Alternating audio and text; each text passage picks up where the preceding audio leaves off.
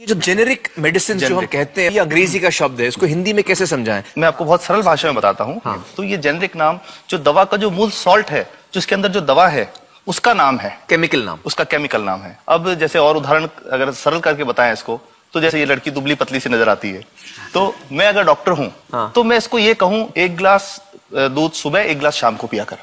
पर चिकित्सा के व्यवसाय में दुर्भाग्य से हमारे देश में ऐसा नहीं हो रहा। हम ये नहीं कहते कि आप भैंस का दूध लेके आइए, हम कहते हैं कि वो रामू की भैंस का दूध लेके आना। यही ब्रांडिंग है। ये जब उसकी दुकान पे जाती है, वो कहता है 500 रुपए लीटर है, लेना है कि नहीं लेना। तो जो 30 रुपए की चीज है वो 500 रुपए में मिलती है। तो अगर मैं डायबिटीज की दवा ले रहा हूं और अगर मैं ब्रांडेड दवा लेता हूं तो मुझे कितने की पड़ेगी? जैसे एक 117 रुपए में भी है, 117 रुपए में मिलती है। और अगर वही चीज हम उसके जेनेरिक मेडिसिन के नाम से लें तो वो कितने की बनती है? वो मात्र 1 रुपए 95 पैसे में 10 गोली मिलती है।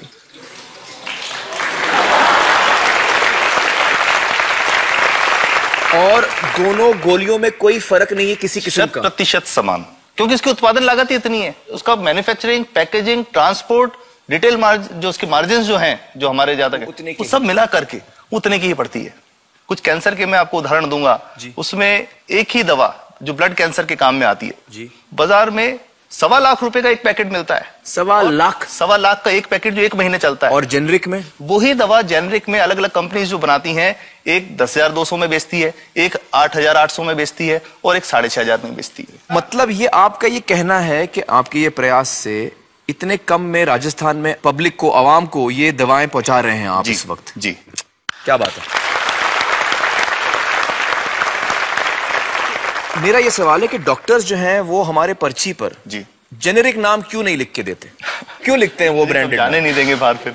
नहीं, सब जाने देंगे। जब एक नया मेडिकल प्रैक्टिशनर जब प्रैक्टिस शुरू करता है, तो उसके पास जो कंपनी के जो मेडिकल रिप्रेजेंटेटिव्स होते हैं, सेल्स बढ़ाने का उनका काम होता है, मार्केटिंग प्रिंसिपल के हिसाब से सेल्स एजेंट होते हैं बेसिकली। फिर वो कहते हैं साहब आप हमारी जो दवा है यही लिखना, ये बहुत बेहतर दवा है, इससे मरीज ठीक होगा। और उनको डॉक्टर्स को लिखने के लिए उनको प्रेशराइज किया जाता है, उनको टेम्प्ट किया जाता है। तो ये इसमें बहुत बड़ा कारण है जो दवा की कीमत को उसकी वास्तविक कीमत से 5-10 गुना 20 गुना तक बढ़ा देता है। ये बहुत बड़ा कारण है, क्योंकि हमारे पास जब हम टेंडर करते हैं तो बहुत सारे कंपनी वाले आते हैं, जो भारत की जो सबसे बेहतर कंपनियां, जिसके भी नाम वो रेपुटेड कंपनियां जिनके नाम आप ले सकते हैं, वो सभी हमें वो उसको जो 70 रुपए की है उसको 2 रुपए में 5 रुपए में दे रही है, 30 रुपए की दवा 2 रुपए में दे रही है। इतना ज्यादा फर्क। तो कंपनी तो दे सकती है और देना चाहती है और हमें देती भी इतनी कम दामों में, हमें दे रही है ना, ये संभव तो है। अच्छा, मैं आपको बताऊंगा कि भारत से हम लगभग 45,000 करोड़ रुपए की जेनरिक दवाइयां प्रतिवर्ष विदेशों को निर्यात करते हैं। आप भेजते हैं दुनिया भर में जेनरिक, ये जो सस्ती दवाएं हैं आप विश्व भर में भेजते हैं, और हमारे लोगों को नहीं मिल रही। हमारे देश में महंगी है, हमारे देश में महंगी है। और अगर ऐसा है तो हमें कोई ईस्ट इंडिया कंपनी की जरूरत नहीं, हम वापस उसी दिशा में जा रहे हैं। आपने जब ये शुरू किया तो आपको कोई रेजिस्टेंस फेस करना पड़ा राजस्थान में? देखिए, जो प्रयास हम कर रहे हैं ये बेसिकली धारा के विपरीत बहने का एक प्रयास है जी। काफी थ्रेट्स भी हैं, क्योंकि इसमें माफियाज भी हैं, ड्रग माफियाज जो ऑपरेट करते हैं। और हम हमेशा ये बात कहते हैं कि हम 100 साल से भी पुरानी शोषण की व्यवस्था को बदलना चाहते हैं, पर हमने हमेशा डॉक्टर्स को दोषी नहीं माना। सारे डॉक्टर्स बुरे नहीं है। 50-60% तो जेन्युइनली वो चाहेंगे कि गरीबों को कम कीमत पे दवा मिल जाए, वो चाहेंगे। और आज भी ऐसे डॉक्टर्स हैं जो अपने घर से सैंपल्स ला करके अपने जेब से पैसे निकाल के मरीज का इलाज कराते हैं। ऐसे डॉक्टर्स आज भी हैं। बिल्कुल सही। तो